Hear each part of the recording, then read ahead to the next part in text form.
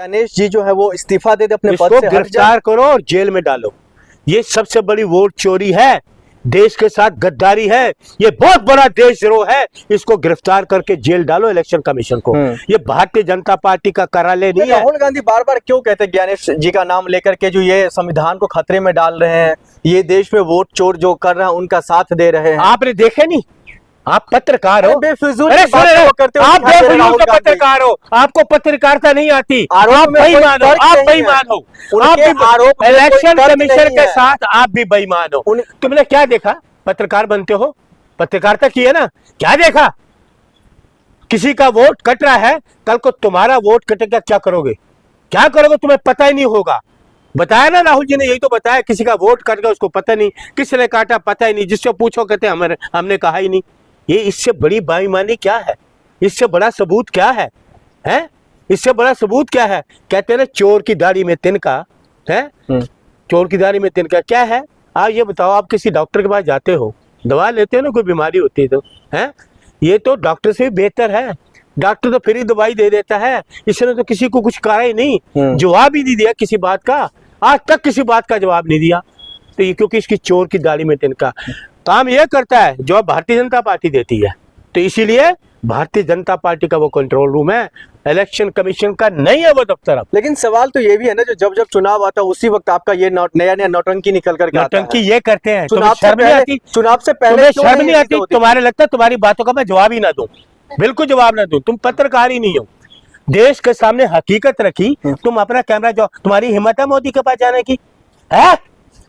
सुनो, अगर आपके सबूत सुनो पहले मेरी बात, तर्क है, सुनो, सही है, तुम्हारे पास हिम्मत है, बार बार कह रहे हो तुम्हारे पास लड़ाई लड़ी। अरे छोड़ो, कोर्ट की बात किस बात की? हर की बात है, उनको हम कोर्ट में जाना वो भी चले जाएंगे।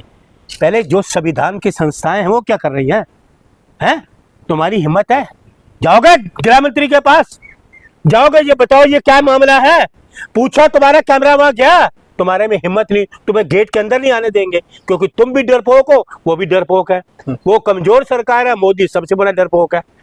राहुल जी का सामना नहीं कर सकते, आंखों में आंखें मिलाए राहुल से बात नहीं कर सकते। भारतवासी समा रहे हैं, उनको वोट चोरी करने की क्या जरूरत है? ये चोरी से तो बन रहे हैं, चोरी से देखा नहीं, देश इनको नहीं चाहता, ना भारतीय जनता पार्टी को, ना आरएसएस को, ना मोदी को, ना अमित शाह को, ना लोग। एक मेरा दोस्त मिला आईपीएस था, कहता है अरुण जी हमें तो शर्म आती है गृह मंत्री को सलूट मारते। मैं कहा बात क्या हुई?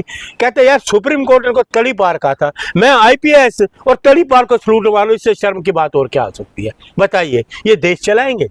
ये देश चलाएंगे क्या? इसका बेटा ही है आईएएस का अध्यक्ष, और कोई नहीं इस देश में है जिसको पता ही नहीं बॉल नो बॉल क्या है, वो क्या है, क्रिकेट के इतिहास ही नहीं पता इनको, पूरे देश का इतिहास नहीं पता। ये अंग्रेजों को मुखबर, ये देश में क्या देश को बर्बाद कर दिया। तो फिर ये रुकेगा कैसे? वोट चोरी रुकेगा कैसे? रुकेगा, लोगों को जागृत किया है ना, ये तुम्हारे जैसे लोग रोकेंगे, तुम्हारा कैमरा रोकेगा। सच्चाई लोगों को बयान करिए, दिखाइए, ये आपकी जिम्मेदारी अब ज्यादा है।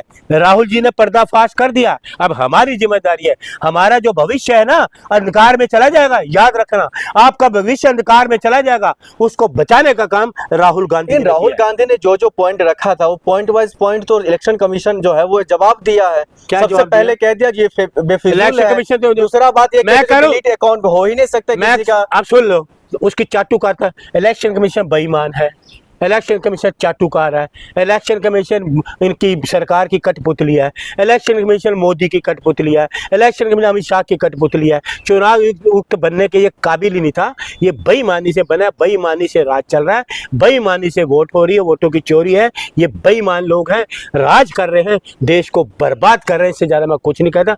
आप जागिए, लोगों को जागृत करिए कि जो राहुल जी ने कहा सच कहा है, अपनी अंतरात्मा से आवाज निकालिए।